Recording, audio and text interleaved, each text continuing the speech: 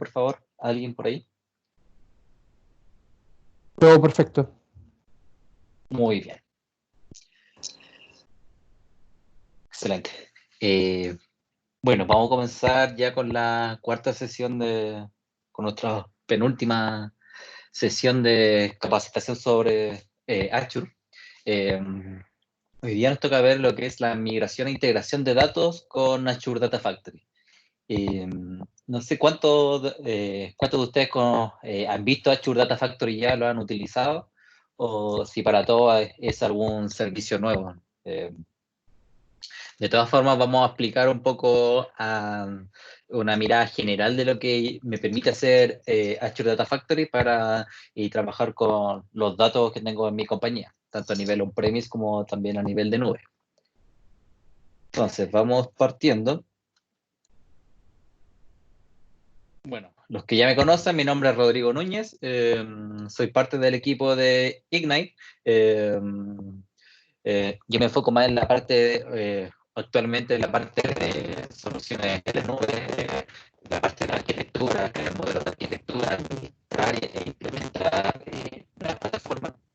El día de hoy se va a unir en unos minutos más Héctor Álvarez, que también es de Ignite, y Héctor Álvarez, bueno, él es el team leader del área de BI y Analytics. Entonces, justamente la parte que vamos a ver hoy relacionada a toda la parte de datos, ahí, bueno, Héctor va a llegar a complementar la parte con los conocimientos de BI derechamente, que eso yo no lo manejo. Entonces, yo voy a partir explicando todos los temas a nivel de infra, seguridad que ustedes tengan, y después Héctor se va a unir yo creo, en los últimos 20 minutos a hacer la parte de integración de datos y mostrar ya cosas tipo algunas ETLs como tal que vamos a poder construir con esta solución.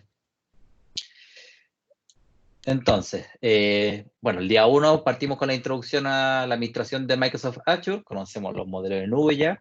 El día 2 creamos algunos sitios web en modalidad de plataforma como servicios y algunas bases de datos, tanto SQL Server como instancias de MySQL.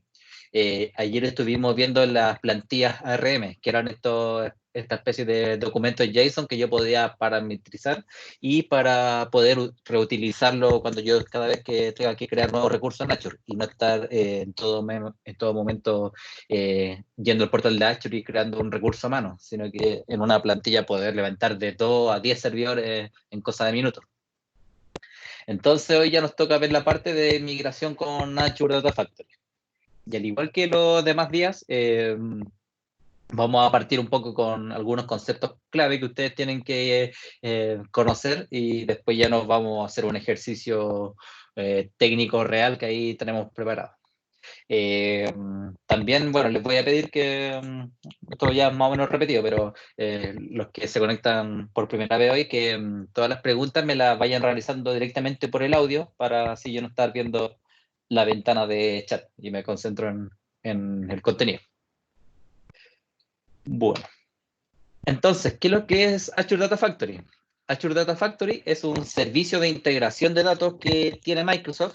Este servicio está basado en la nube. ¿Y qué me permite? Me permite crear, orquestar y automatizar el movimiento de datos, la transformación de esto y hacer análisis de datos directamente a través de la nube. ¿Cuál es una de las ventajas de esto? Es que quizá en el nuevo ambiente on-premise manejar toda esta parte de procesar los datos y hacer un análisis que quizá me consume muchos recursos de hardware, en la nube yo me puedo beneficiar de eso, porque ya sabemos que la nube es escalable, entonces yo puedo llegar a utilizar los recursos y si los dejo de utilizar, dejo de pagar por ellos, a diferencia de esa flexibilidad que no la tengo en un data center on-premise.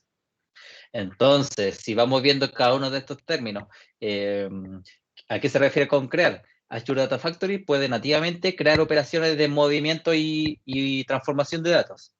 En cuanto a la orquestación, Azure Data Factory puede llamar a otras tecnologías para realizar operaciones de movimiento y transformación de datos. En cuanto a automatización, Data Factory puede agendar o manejar triggers que disparen operaciones de movimiento y transformación de datos cuando, por ejemplo, yo creo un movimiento.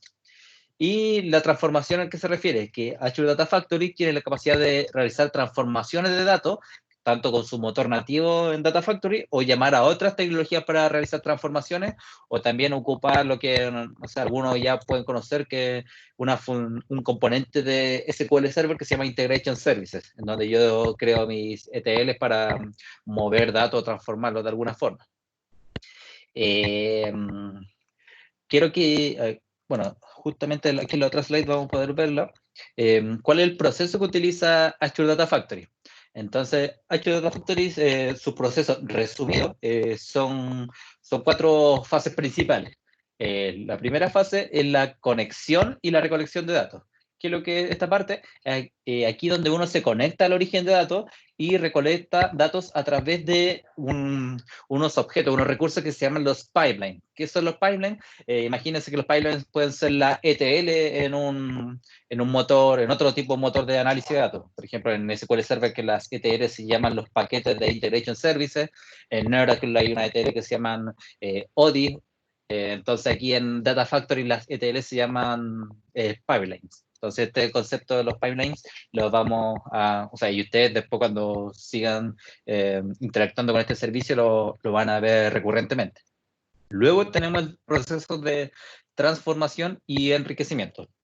¿Y qué es lo que es esto? Y aquí donde nosotros, donde Data Factory utiliza, bueno, su tecnología o paquetes de Integration Services u otras tecnologías que, bueno, ocupan la plataforma para transformar los datos y enriquecerlos, aumentarlos. ¿A qué se refiere con esto? Yo puedo tomar algunos datos on-premise de diversas fuentes de datos, tanto datos on-premise como la nube, lo puedo llevar a un repositorio centralizado en la nube, por ejemplo, en un proceso de BI sería una capa, un repositorio de Stage. Entonces ahí voy a tener los datos y voy a hacer el proceso para hacer cruces, métricas que no puedo tener quizás directamente desde un origen de datos. Entonces voy a complementarla con la información que me viene de otro origen de datos, y con eso voy a tener una información distinta. Entonces, luego de que yo hago este proceso de transformación de los datos, el Azure Data Factory va a ubicar todos estos datos en un almacén de datos de destino. Por ejemplo, lo puede llevar a una base de datos que sea un datamart, o sea, un recurso de cómputo, lo puede llevar a un servicio PaaS, no sé, alguna máquina virtual, etc. Me dicen que se escucha mal, no sé si es solo Luis. Sí, sí, hay problemas con el audio, se escucha como medio robotizado. Ya. A ver, ¿qué podemos hacer? Sí, me pasa lo mismo. Ya voy a intentar utilizar el micrófono directo del computador. Voy a cambiar el audio ahora.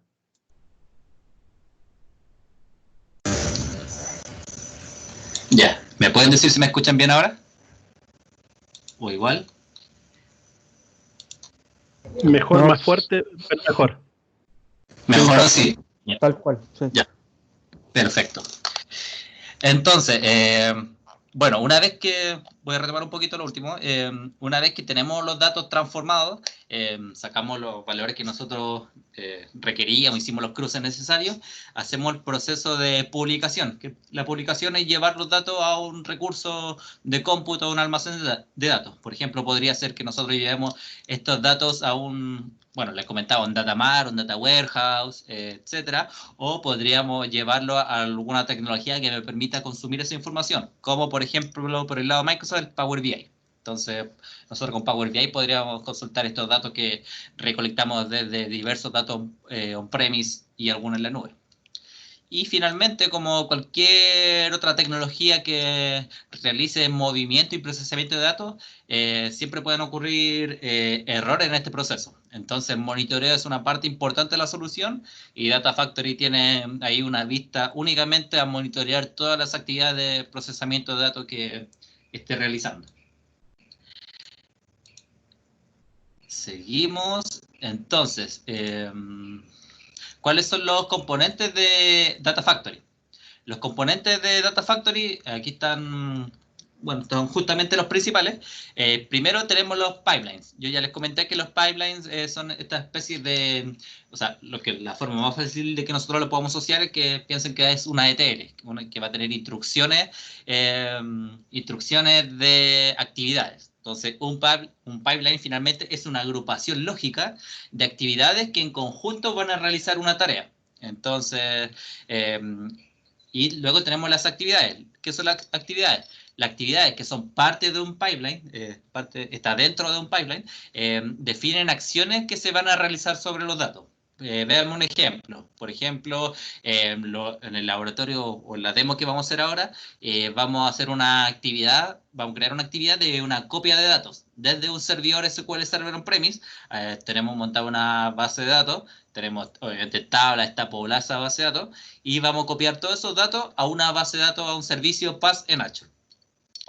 Opcionalmente, si nosotros utilizáramos una arquitectura de BI y quizá tuviésemos bueno, un repositorio en Azure, por ejemplo, un stage, donde yo voy a hacer los cruces, y después un data mart, en donde yo iba a tener la, no sé, dimensión, otras cosas, y voy a consumir la información, este mismo proceso, este mismo pipeline, podría llevar los datos, moverlos desde on-premise, llevarlo hasta este stage en Azure, y después llevarlo también a un data mart que también puede estar en Azure. Entonces, es como piensen que es una especie de orquestador de actividades. Entonces, una actividad puede recolectar luego información de uno o más datasets para después mandarlo a un almacén de datos de destino. ¿Qué son los datasets? Imagínense los datasets que son como las tablas. O sea, yo me voy a conectar a un repositorio de datos externo. Entonces, ¿a qué set de datos me voy a conectar? A una tabla o un archivo que vive en algún set de datos, en un repositorio externo. Y finalmente tenemos los Linked Service. ¿Qué es lo que son los Linked Service? Los Linked Service también, imagínense como los strings de conexión, la declaración de los strings de conexión. Hacia qué origen de datos me voy a conectar para recolectar la información. Bueno, como lo hemos hablado estos días, Microsoft hace rato ya que se abrió a mucha tecnología. Entonces aquí obviamente no estamos cerrados únicamente a ir a consumir un motor de SQL Server, sino que podemos ir a buscar datos a una gran cantidad de fuentes de información. Y aquí, miren, les voy a mostrar de dónde puede tomar datos con esta herramienta Data Factory. Obviamente desde todas las fuentes de datos que son propias de Azure, que bueno, tenemos los storage en Azure, el SQL Database, SQL Data Warehouse, etcétera. Pero tenemos otras bases de datos, por ejemplo, tenemos Amazon Redshift, tenemos... ¿Alguien activó el micrófono? Ahí sí, ya. Tenemos DB2, MySQL, Oracle, esto pueden estar on-premise o en las otras nubes, SAP HANA, una base de datos Sybase o Teradata, podemos consultar directamente a una base de datos en Cassandra o MongoDB. Podemos ir a recolectar información directamente que existan en archivos que estén en instancias S3 de Amazon, en un file system, en un FTP, en un SFTP, y otros orígenes de datos que bueno, son más personalizados. Entonces tenemos una gran variedad de orígenes de datos que podemos nosotros, o sea, que están soportadas por Data Factory para consumir como origen de datos. Volvamos a la presentación.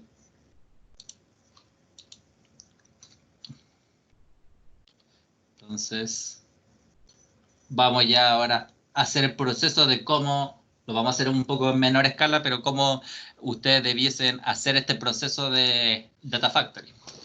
Entonces, lo primero que vamos a hacer, me voy a ir al portal de Azure y vamos a crear los recursos. Vamos a crear una arquitectura acotada, pero una arquitectura que vamos a crear arriba un resource group, una base de datos para dejarlo como repositorio de información, y vamos a crear la instancia de Data Factory también. Entonces aquí en mi resource group voy a crear un nuevo resource group. Entonces, ejercicio 1, lo vamos a dejar por defecto en el este de Estados Unidos. Ya saben que opcionalmente ustedes les pueden agregar la etiqueta para los recursos. Vamos a dar clic. Me equivoqué de suscripción. Tengo que elegir esta.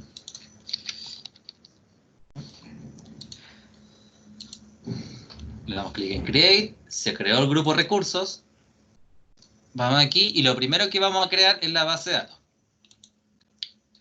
Antes, lo que voy a hacer es que, bueno, como Héctor se va a sumar a hacer la parte de mostrarle más que nada la creación del pipeline como tal, le voy a dar permiso para que él ya pueda empezar a conectarse sobre este recurso, para que vea que lo estamos haciendo todo en tiempo real.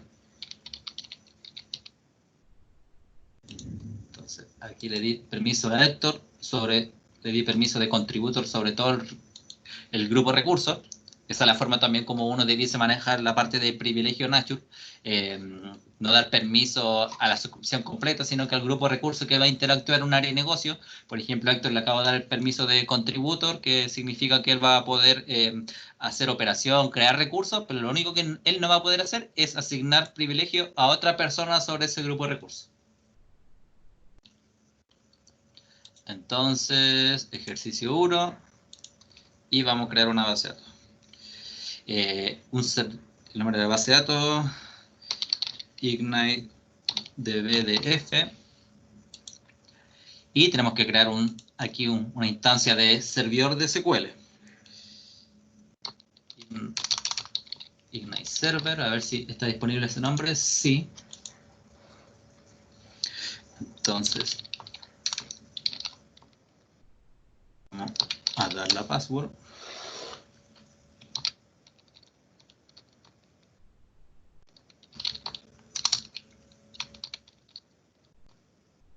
Vamos a crearlo aquí por defecto en el este de Estados Unidos, que es más rápido. Ok. Ya. Vamos a darle un tamaño a esta base de datos. En este caso, yo voy a utilizar una capa estándar. Y para que ande no tan lento, le vamos a dar mientras una DTU de 20 DTUs. Vamos a dar a aplicar.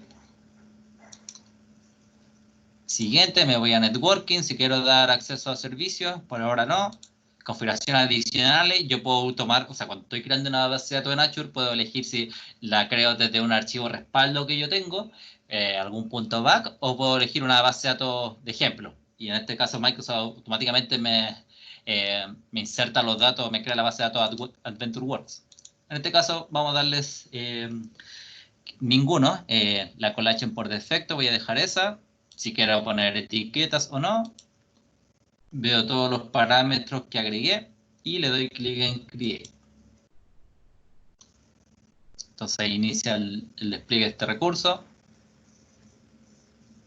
Mientras voy a abrir otra ventana para conectarme con unos servidores on-premise que tenemos para hacer la instalación de Data Factory. Entonces, bueno, mientras hace el despliegue, ¿cómo funciona el movimiento de datos desde on-premise hacia la nube?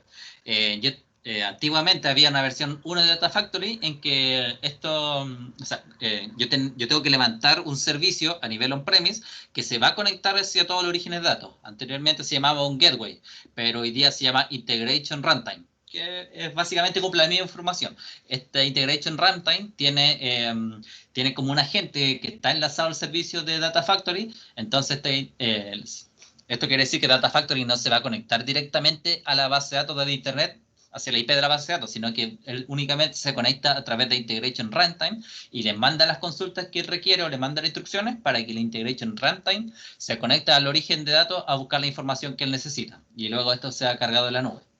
Entonces lo que nosotros vamos a tener que hacer ahora es instalar el Integration Runtime para traernos los datos de esta base de datos on-premise que tenemos. Entonces mientras vamos a ver la base de datos que vamos a mover alguna información.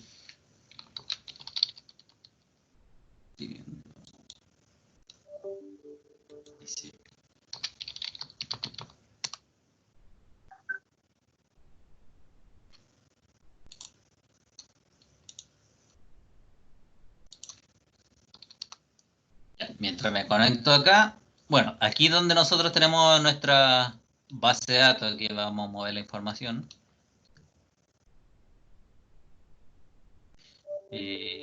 Vamos a ver si ya se creó la base de datos, nuestra base de datos SQL, está lista. Voy a asignar los permisos directos para que Héctor también se pueda conectar.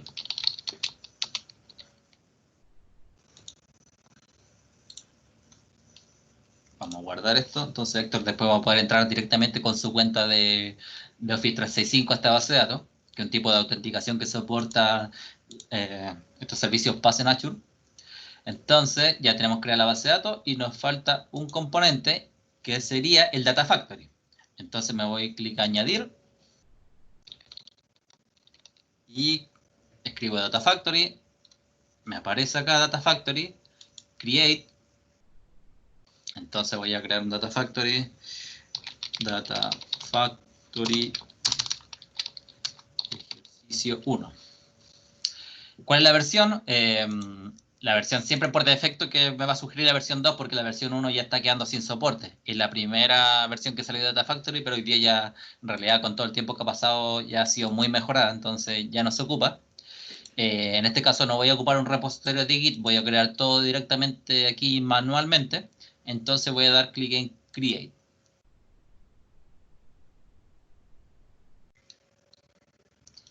Ahí mientras se crea la instancia Data Factory, quiero que vean. Aquí está nuestra base de datos on-premise, o sea, nuestro motor de base de datos, y esta es la base de datos que vamos a empezar a mover algunas tablas, alguna información. Entonces fíjense que está, bueno, esta es la última base de datos de ejercicios que liberó Microsoft. Estas eran antiguamente la Adventure Works, esta ya es la última versión de esas mismas bases de datos. Entonces en esta base de datos nosotros vamos a tener alguna información con órdenes, pedidos, facturas, etcétera. Entonces aquí ya tenemos esta información poblada. Entonces, yo mientras lo que voy a hacer, voy a abrir otra instancia. ¿Por qué? Porque no voy a conectar mi integration runtime directamente a la base de datos, sino que voy a ocupar este servidor que va a ser un gateway que me va a servir para conectarme no solo a esta integration runtime, sino que a muchos orígenes de datos que yo pueda tener on-premise. Entonces tenemos una máquina desde cero, únicamente parchada, y está lista para que nosotros instalemos el Integration Runtime. Entonces aquí ustedes ven el Integration Runtime y pueden ver que hay tres tipos de Integration Runtime. Uno, que yo puedo ocupar uno directamente desde Azure. Este me sirve para consumir información de Azure y lo puedo consumir directamente, así como servicio. Está los que se llaman auto-hosteados, en que y justamente vamos a utilizar este porque este lo vamos a integrar, lo vamos a instalar a nivel on-premise. Y hay una nueva instancia de Integration Runtime que ejecuta paquete Integration Services directamente. Entonces, ¿para qué me sirve esto? Si usted a nivel on-premise no tiene una licencia Enterprise de SQL que me permite instalar Analysis Services, yo podría ocupar este misma ETL y pagar por la ejecución de las ETL. Entonces ahí quizás me puede salir un poco más barato en vez de comprar una licencia Enterprise de SQL, que la tengo que pagar por core, ocupar un servicio de Azure para hacer la misma tarea. Entonces aquí ustedes van viendo toda la información y cuando se van a crear en este caso yo, crear un Integration Runtime, voy acá y descargo el instalador. Entonces si pincho acá, me va a llevar al instalador del Integration Runtime y aquí lo descargo y lo instalo en el equipo cliente. Entonces el equipo cliente, en este caso se llama Jarvis.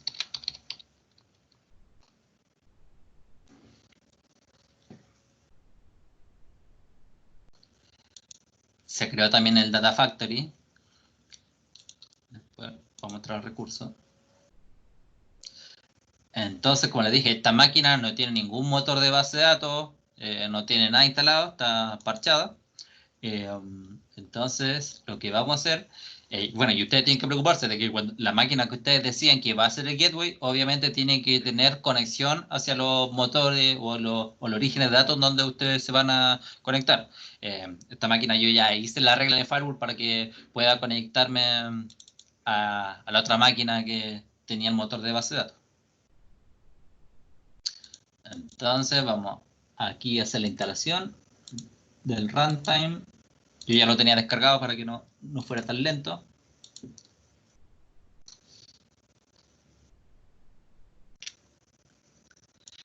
Y mientras aquí, bueno, quiero que vean el resource group.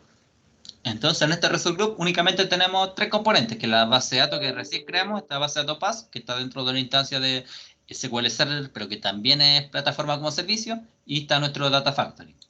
Entonces aquí vemos el Data Factory, y para hacer operaciones tenemos que ir al portal de Data Factory. ¿Cómo entramos al portal de Data Factory? A través de Autorand Monitor. Y ahí empieza a abrir el portal. Me pregunta por mis credenciales.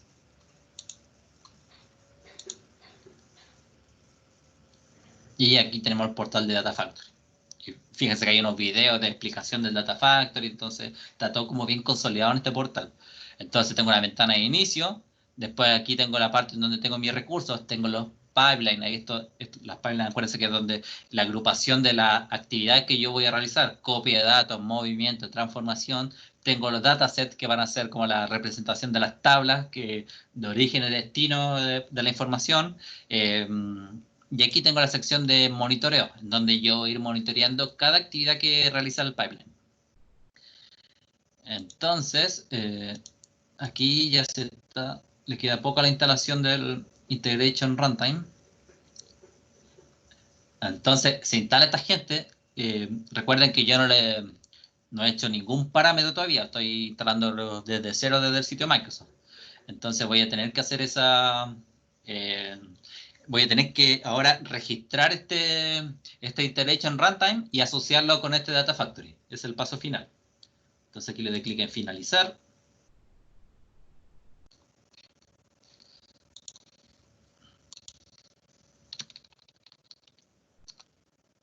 Y esta es la pantalla en donde yo ahora voy a ir al Data Factory. Me voy aquí a la parte de conexiones. Y voy a crear un Integration Runtime. Entonces voy a dar aquí nuevo. ¿Y cuál tengo la opción? O sea, esto de que ejecutan paquete de Integration Services o Azure Self-Host. Elijo la primera opción. Voy a tenerlo en Azure, hosteado premise. Esta va a ser la opción que yo voy a ocupar. ¿Cómo se llama mi Integration Runtime? El servidor se llama Jarvis, como para dejarlo ahí. Y le doy clic en Create. Ahí me creó el Integration Runtime. Hay dos formas de que yo pueda instalar el Integration Runtime. Fíjense que, bueno, yo cuando me conecté aquí, descargué este paquete, era para hacerlo más rápido, pero también cuando lo estoy creando puedo declararlo acá y aquí automáticamente puedo también descargar el instalador. Entonces ya el paso que me queda es poner esta llave para registrar este Integration Runtime. No sé si aquí tengo portapapeles, creo que sí. Voy a darle aquí registrar. Le puse la llave que me entregó ese Integration Runtime que declaré. Finalizar.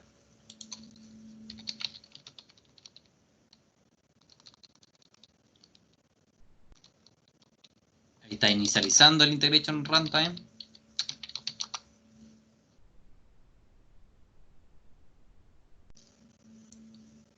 Entonces después, dentro de unos minutos, debiese ya aparecerme en el portal de aquí de Data Factory.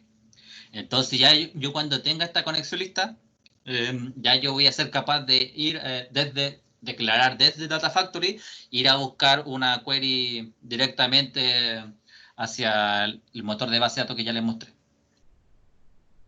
Entonces, esperamos que se termine de inicializar. ¿Alguna duda hasta aquí? ¿Alguien?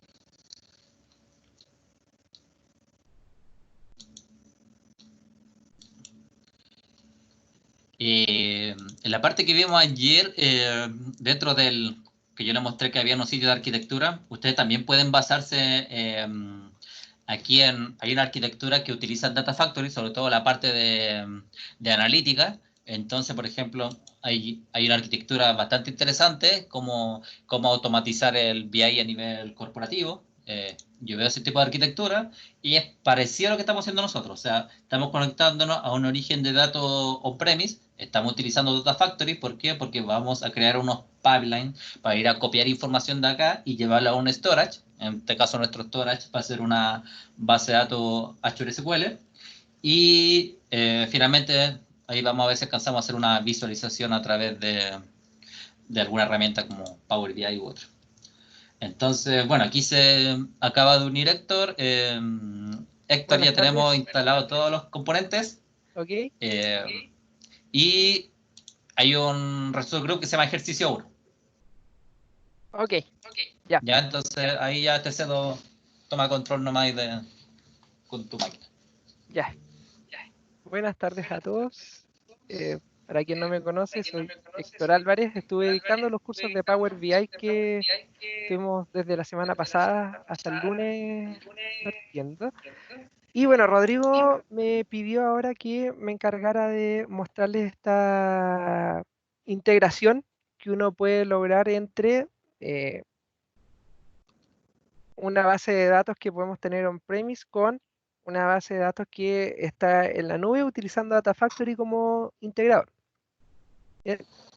Entonces, para comenzar, vamos aquí a ejecutar. Creo que estoy entrando por el lado equivocado al escritorio remoto. Sí, sale más fácil que entrar por el escritorio remoto directo. Ya, a ver, dame un minuto.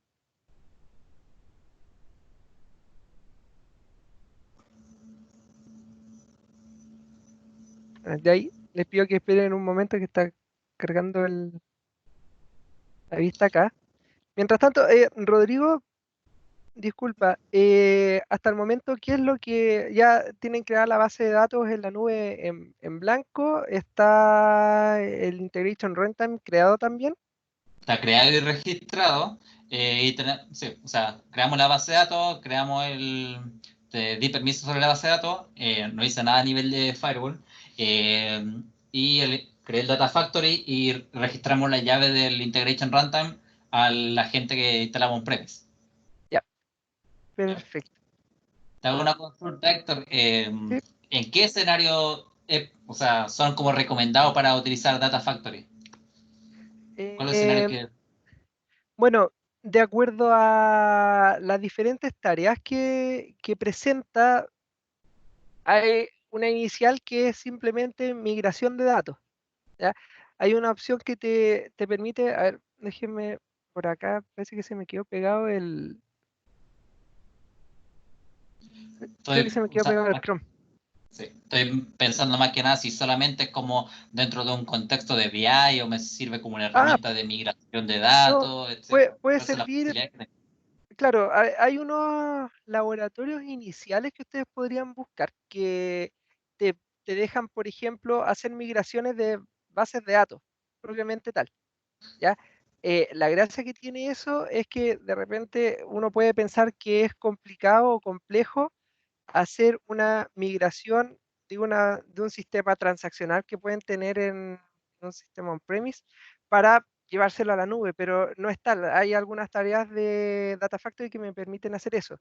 Por el lado de BI, obviamente, hay hartas tareas que uno puede hacer al momento de hacer las migraciones, de mover datos, ya sea hacer una copia simple o aprovechar el mismo Data Factory como la herramienta que se encarga de poder eh, administrar ETL más complejas.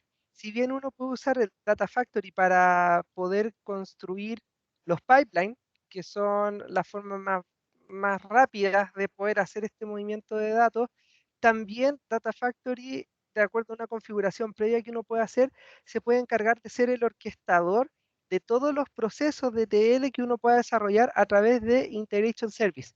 Entonces uno puede tener un proyecto completo hecho por Integration Service y después de eso pedirle a Data Factory que se encargue de administrar todo eso para poder, eh, para poder agendar, controlar, monitorear todos los procesos que pasen por ese desarrollo. O sea, no es solamente el proceso propio no es solo el proceso propio de Data Factory, sino que también logra acoger las funcionalidades que tiene Integration Service. Bien, entonces ahora acá, Resource Groups.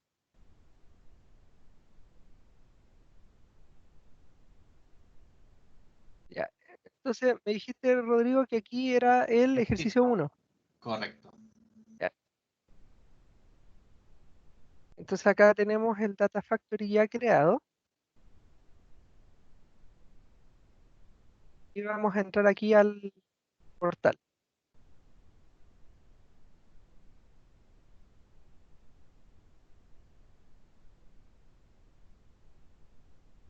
Bien, aquí vamos a ver la vista general. Estas son las opciones que uno tiene. Esto ha cambiado mucho desde la versión 1. Ya vamos en la versión 2 de Data Factory, que es mucho más amistosa de lo que teníamos antes para trabajar. Antes eran puros archivos planos que uno iba configurando. Eh, en este caso lo que vamos a hacer es simplemente hacer una transferencia de datos de una base de datos a otra. ¿Ya? Entonces, para comenzar, déjenme ver si puedo entrar acá.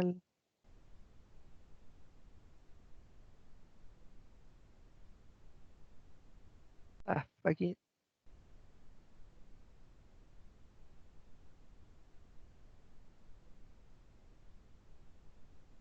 Aquí voy a entrar a un escritorio remoto que tenemos nosotros que está simulando el ambiente on-premise.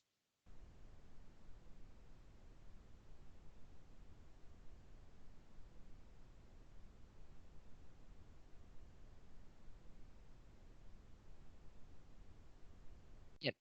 Aquí les voy a mostrar lo que tiene la base de datos on-premise. Mientras tanto, va a cargar ahí SQL Server. Mientras tanto, vamos a crear acá el pipeline. El nombre, cuando uno genera un pipeline directo con estos wizards, generalmente son pipelines que uno utiliza para temas puntuales. En este caso, yo quiero mover datos de un lugar a otro y no quiero que eso sea una tarea periódica. Por lo tanto, este wizard lo que hace es poder generar ese envío, después se ejecuta y de ahí en adelante ya no es necesario volverlo a utilizar. De hecho, acá fíjense que tengo seleccionada la opción de ejecutar una vez. ¿Ya? Si yo lo quisiera agendar, yo tendría que seleccionar este de acá al lado, esta opción de acá al lado, y aquí programar la frecuencia a la que quiero que ocurra, desfases, los timeouts, porque de repente los servidores pueden quedarse pegados, entonces esto lo que hace es que de repente espere un poco los periodos de carga y en base a eso haga la ejecución. ¿Bien? Entonces aquí vamos a llamar el pipeline movimiento datos. Vamos a poner el siguiente. Y aquí es donde vamos a generar las conexiones. Aquí parece que todavía está cargando el Management Studio. ¿Lista? Entonces aquí voy a entrar directamente al servidor local.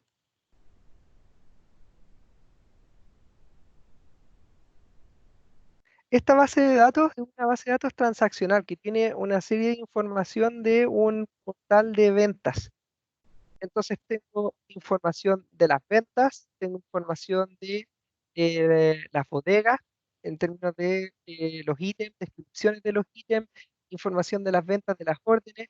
Las órdenes tienen diferentes peticiones a nivel de productos, por lo tanto tengo órdenes y el detalle de la orden, y un poco más arriba tengo información de cliente. Lo que vamos a hacer es ver 4 tablas: orders, orders lines, que es el detalle; customer, que es información del cliente; y finalmente el stock items, que es la información de los productos. ¿Bien? Y eso lo vamos a transferir a esta otra base de datos. Está en la nube que... es la misma conexión, ¿cierto, Rodrigo?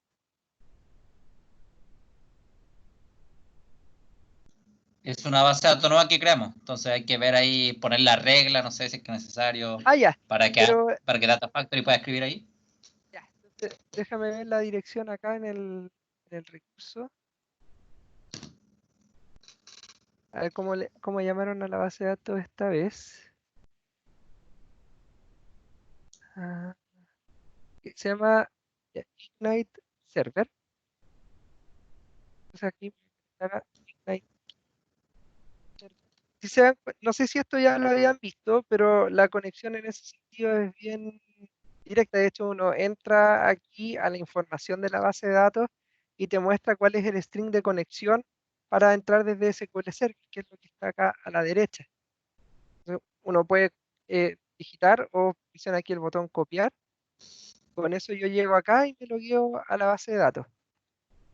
Me voy a conectar con la cuenta corporativa, y en este punto lo que ocurre es, entra en acción la restricción de acceso por el firewall. Entonces yo me voy a registrar con el usuario, pero en algún momento me puede decir acá, por ejemplo, que tengo que tener el permiso. Y para eso lo que hace es verificar primero mi cuenta, que soy una cuenta válida para entrar a la base de datos. En este caso, como es corporativa, debería tener el visto bueno inmediatamente sin problema. Y además de eso, a ver,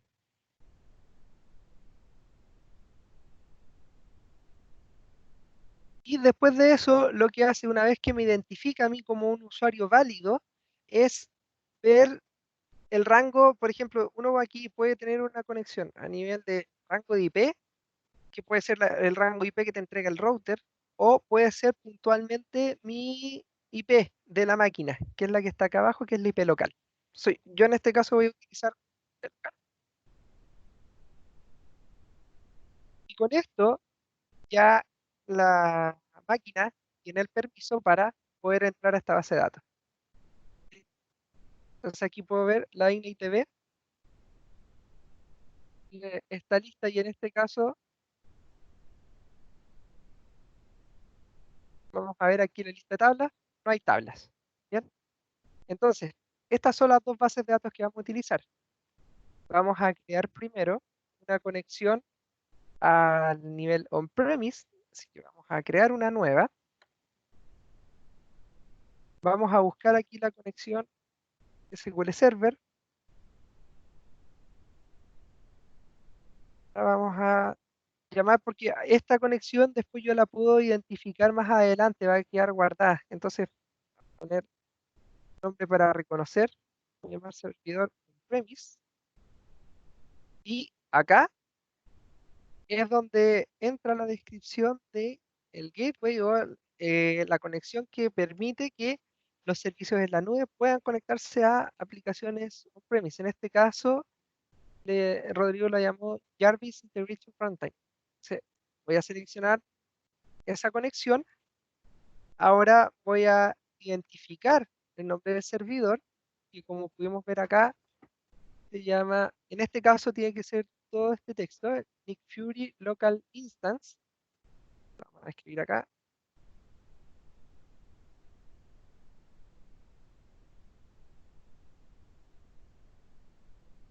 Me pregunta directamente cuál es el nombre de la base de datos, así que lo vamos a copiar directamente de acá.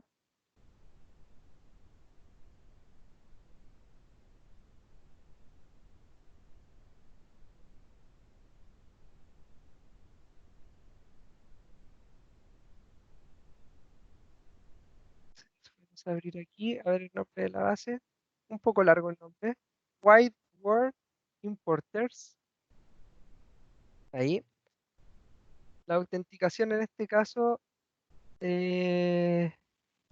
ver si estaba. Vamos a probar con la misma autenticación. En este caso es la password.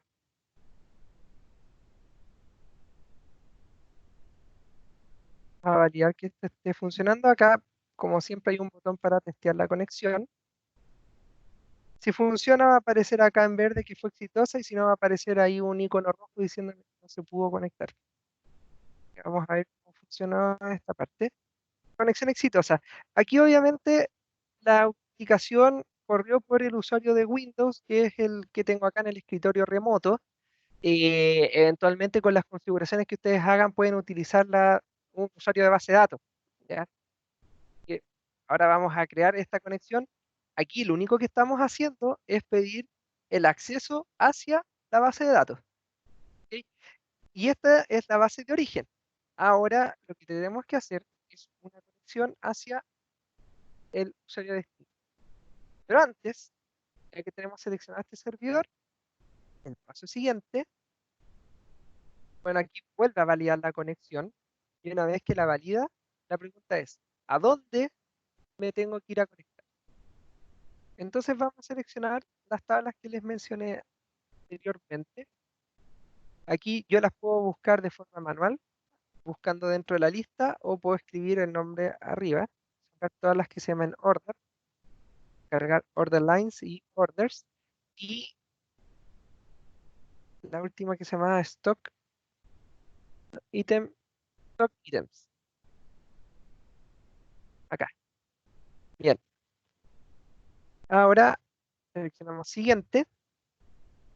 Aquí hay configuraciones adicionales respecto a qué es lo que uno quiere hacer con esto, esta tabla. Dejen ver si quedaron todas seleccionadas o no.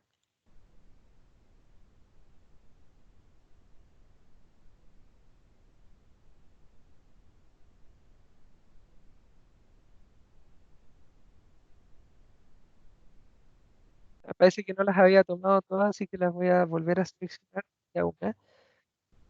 Y falta las de compras. Purchase, lista.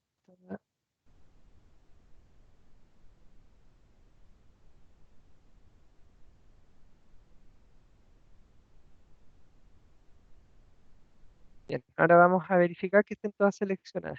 Está Purchase Order Lines, Orders, pues acá Customers. Aquí está Purchase Order Lines.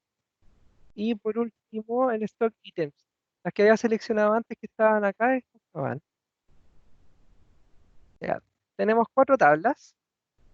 Ahí están descritas todas. Se pueden hacer configuraciones adicionales, como decía el timeout, por si la base es muy grande, que aguante un tiempo, no es que se haya quedado colgado, sino que la base es grande. Entonces aquí están descritas las 4. Vamos a presionar siguiente. Y aquí en el destino vamos a crear la conexión hacia Azure. Entonces en este caso vamos a buscar el SQL Server, Azure SQL Database. Continuar. Conexión Azure la vamos a llamar. La conexión acá la vamos a dejar tal cual. La suscripción en la cual está el servicio. El nombre del server, que en este caso es Ignite Server, si mal no recuerdo. A ver. Ignite Server. El nombre de la base de datos, que ahí está, Ignite DF. Y la autenticación, en este caso, la vamos a hacer por usuario de base de datos. Rodrigo, estas credenciales las tienes, ¿cierto? Por ahí. Sí, es Azure Admin y la password de siempre. Ya. Bien. Entonces ahora, a diferencia de la otra conexión que era por un usuario Windows, ahora lo vamos a hacer por un usuario de base de datos. Vamos a probar aquí la conexión. ¿Qué le pasó?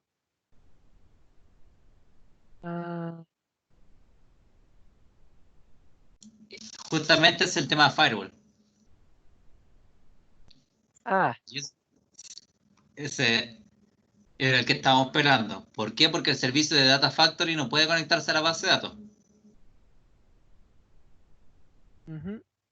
Y hay que ir a la base de datos, autorizar que Data Factory sí pueda verlo. Ok. Esa parte te la te la dejo a ti, porque o la busco yo Mira, directamente acá que. exacto, baja y Firewalls and Virtual Networks.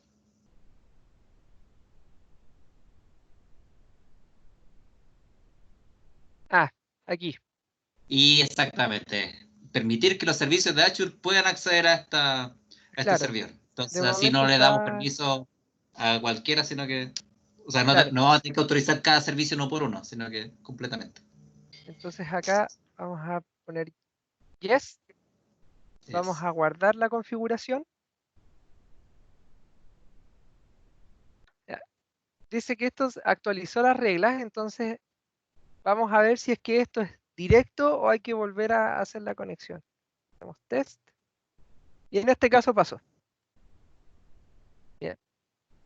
Vamos a crear la nueva conexión.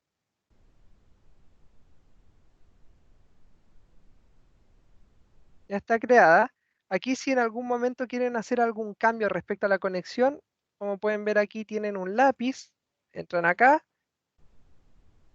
Acá pueden agregar propiedades adicionales, parámetros si es necesario y acá abajo hay más configuraciones que si es que son necesarios.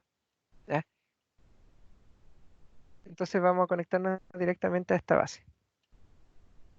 Vamos a poner siguiente. Aquí lo que pueden ver es que me pregunta dónde me quiero conectar. En este caso, las tablas no existen directamente acá.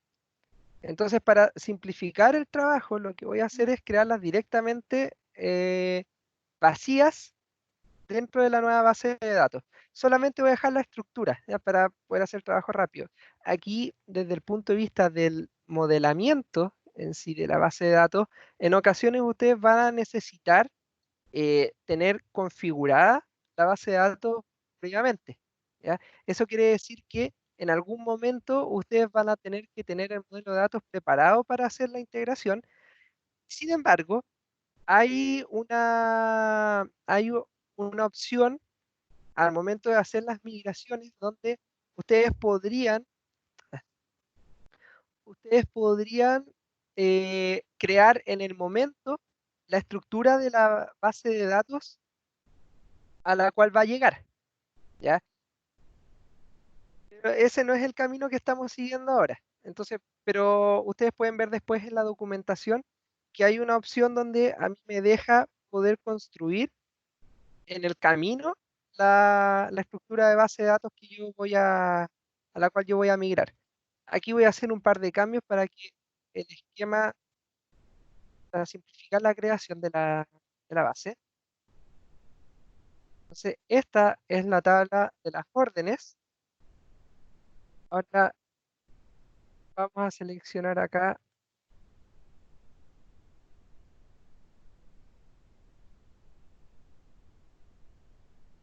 la- a ver, izquierda, ¿no?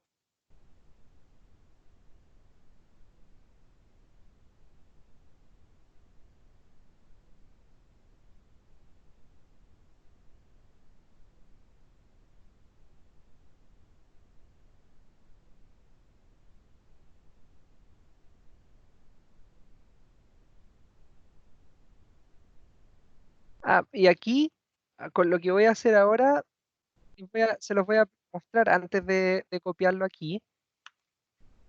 La tabla Stock Items tiene un par de columnas adicionales que se llama Tags y Search Details, que por definición están dadas por unas fórmulas que actúan en base a columnas que ya existen en la tabla, ¿ya? En particular, por ejemplo, en la columna Tags utiliza un método que se llama JSON Query, que saca un campo que se llama tags, que está dentro del campo que está arriba, que se llama Custom Fields, que si bien es un bar chart, lo va a tomar como si fuera un JSON dentro de esta consulta para extraer esa información. Y Search Details, que trabaja como una concatenación de dos columnas de la misma tabla, Stock Item Name y Marketing Comments. Entonces, ¿por qué se los aviso ahora? Porque cuando ejecutemos el pipeline, probablemente, o sea, no probablemente, es lo que me ocurrió cuando hice la prueba, se me va a caer el pipeline asociado a la migración de esa tabla porque le estoy dando una instrucción adicional, o sea, le estoy diciendo que inserte en esas columnas información, siendo que en realidad esos datos se tienen que cargar dada la definición que tiene la tabla y no porque yo le vaya a insertar datos, ¿ya? Ahí lo vamos a ver mejor cuando muestre el mensaje de error, pero como les digo, son columnas que están basadas en funciones. Entonces no puedo insertarle datos directamente. Es como si yo tratara de insertarle datos a una llave primaria. La llave primaria a veces si está configurada como un autoincremental. Yo no puedo asignarle un valor, porque el valor es autoasignado una vez que se genera algún cambio dentro de la misma tabla. ¿Ok? Entonces, la última pregunta por crear ahora es tabla de clientes.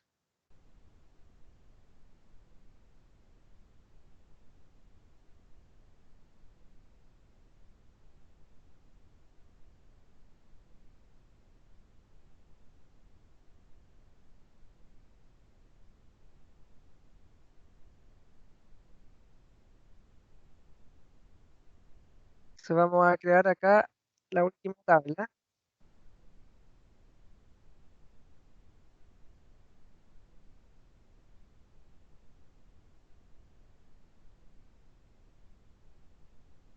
Bien, lo único que voy a hacer aquí es borrar los esquemas que están acá para que se fijen directamente en el esquema base de la base de datos.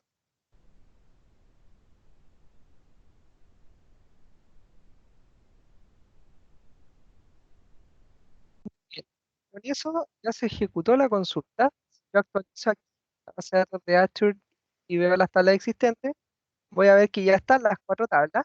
Así que ahora vuelvo al Data Factory.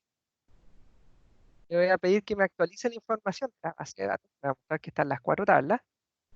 Y acá vamos a hacer el pareo de customers a customers, order lines a order lines, orders a orders y de stock items a stock items. Vamos a presionar next. Aquí está haciendo el automapeo, que lo que hace es validar columna a columna dónde van los registros. La gracia que tiene esto es que si los nombres son iguales, de forma inteligente lo hace. Si no, yo tendría que estar seleccionando de la lista de campos cuál columna va de origen, va a una columna de destino. Aquí les quiero mostrar el último, el stock items, porque de esta tabla, aquí tenemos mapeadas la columna tags, la columna search details, que yo le estoy diciendo que cargue el dato del origen hacia esta columna de destino. Y ese es el error que me va a arrojar después, que yo no puedo insertarle un valor siendo que esa columna está definida como fórmula, no como un valor que voy a asignar. Entonces ahora finalmente que ya tengo todo definido, presionamos siguiente y aquí comienza la ejecución.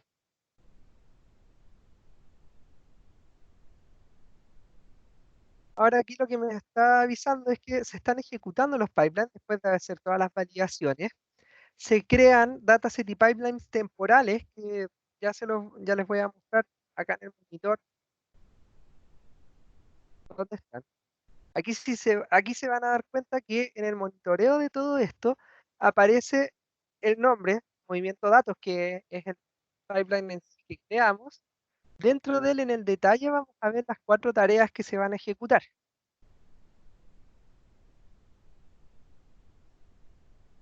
Aquí lo que está haciendo es cargar en detalle las actividades que están dentro.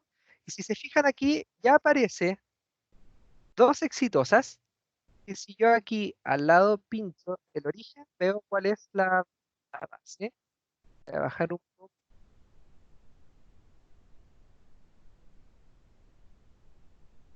Esta es la tabla de las órdenes. Que lo puedo,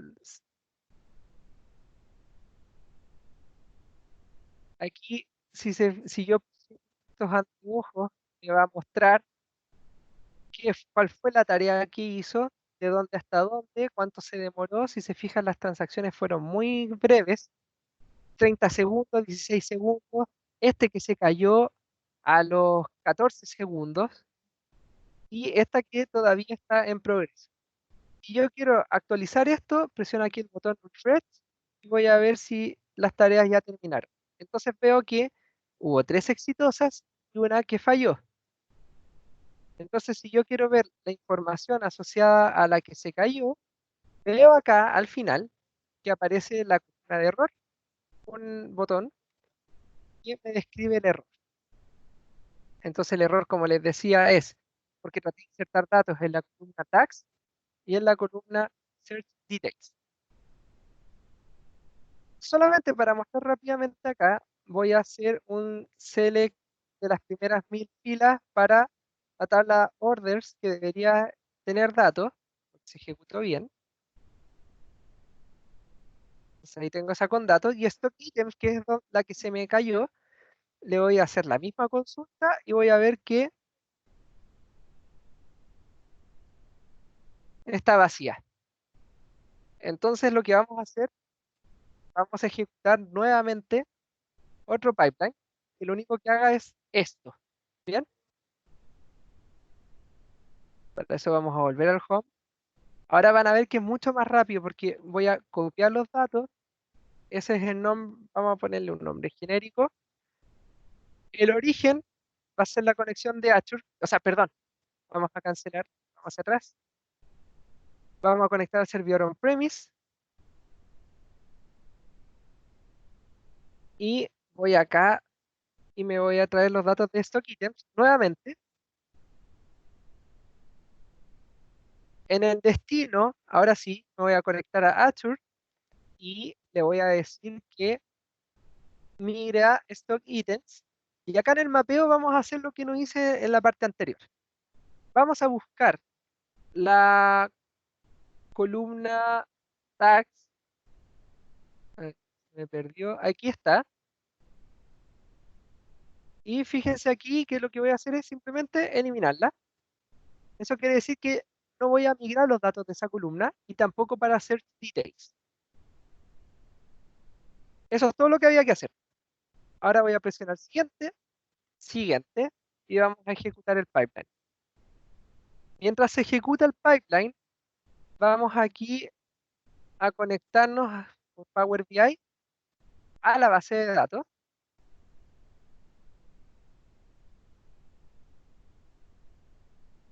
Vamos a esperar a que aquí se está abriendo una instancia de Power BI. Mientras tanto, volvemos acá al monitor. Hizo todas las validaciones y el pipeline ya tiene que haber terminado. Ahí podemos ver que el pipeline está en progreso. Mientras tanto, aquí parece que abrí muchas ventanas de Power BI a la vez. Sí, abrí demasiadas ventanas de Power BI al mismo tiempo. Bueno, mientras se inicializan como las 6 ventanas de Power BI que seleccioné, vamos a ver si terminó acá de ejecutar. Bien, terminó.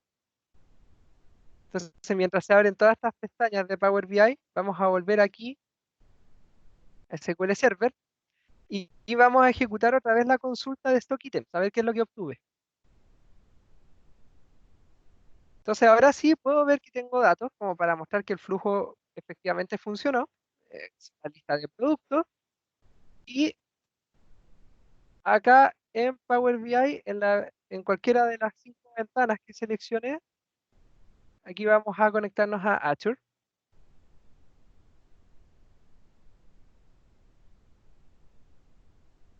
Ahora, no sé si Rodrigo, por honor al tiempo, como veo que ya me pasé bastante, esto lo podemos dejar porque en realidad lo único que voy a hacer es conectarme a la base de datos, pero de Azure, de SQL Server, que en realidad es lo mismo que hicimos en la capacitación.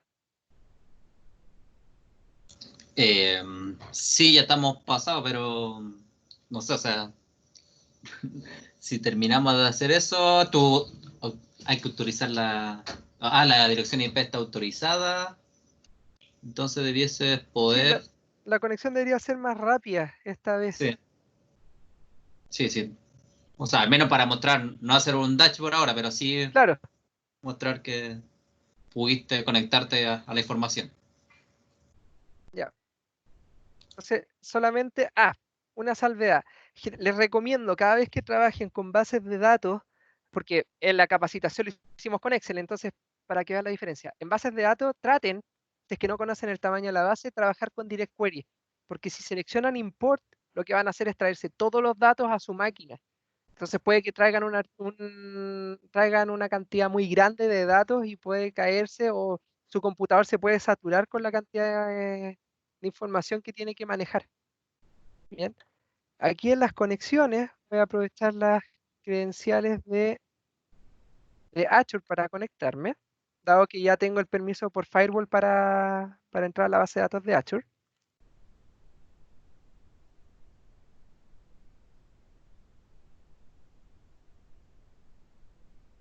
Entonces aquí vamos. Una vez que haga la conexión, va a identificar la base de datos o las bases de datos, que en este caso, bueno, es una. Y aquí como decía Rodrigo, para hacerlo rápido, vamos a conectarnos a una de las tablas nomás. Vamos a entrar a la tabla de clientes, que es la más, creo que es la más chica, si es que no es stock items.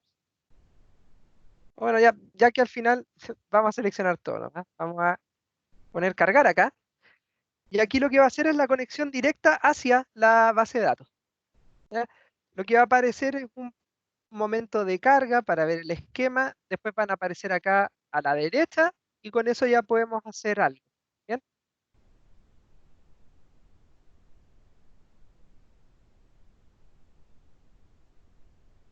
Ahí ya logré identificar los esquemas de las 4. Entonces voy a hacer algo rápido para que vean que esto funcionó. Voy a entrar a Orders y voy a seleccionar el Order ID, que es el identificador único de las órdenes que están solicitadas. Vamos a hacer una tarjeta para que me diga, aquí le voy a pedir que, bueno, ya está por defecto, un conteo. El conteo de órdenes que hay, que son cerca de 73.600 órdenes solamente. Por ejemplo, acá está el ID de clientes. Aquí yo puedo otra vez hacer una tarjeta, pero le voy a pedir que me contee los distintos, porque yo ya sé que hay 73.000 órdenes, pero veamos de cuántos clientes distintos son, porque aquí ya estoy viendo que cada uno pidió más de una vez. Entonces voy a seleccionar aquí el count distinct y voy a ver que entre 663 clientes hay 73.000 pedidos. Si yo, por ejemplo, hago una tabla, y esto es lo último que les voy a mostrar, llevo el Customer ID, pero que esto en vez de sumarizarme, no, le voy a decir que no sumarice, que me muestre los IDs y que me haga el conteo de las diferentes Order ID. Es decir, que a esto le hago un conteo. Y aquí lo que puedo ver es para cada ID de cliente, me hace un conteo de cuántos pedidos tiene. Entonces lo puedo ordenar de mayor a menor. Veo que el cliente 90 tiene 150, el 831 tiene 147 y así. Y abajo está el total, 73.595, que son los 73.600 que estaba mostrando la tarjeta. Entonces después, si yo modelo esto para hacer que la tabla de clientes esté relacionada con la de órdenes, yo aquí podría poner el nombre de la persona y los datos adicionales con esa información. ¿Bien? Eso era para mostrarles que efectivamente uno se puede conectar directamente a esta base de datos y pueden trabajarla, y ahora ya estamos conectados a una instancia en la nube, no a una instancia on-premise, porque son las únicas 4 tablas que yo logré migrar con el Data Factory ahora. ¿Bien? Perfecto, Héctor. No sé si alguien tiene alguna duda de lo que vimos. Pedimos disculpas por habernos pasado un poquito el tiempo, pero creo que estuvo entretenida esta última parte. Entonces, no sé si alguien necesita preguntar algo o ya cerramos la sesión de hoy.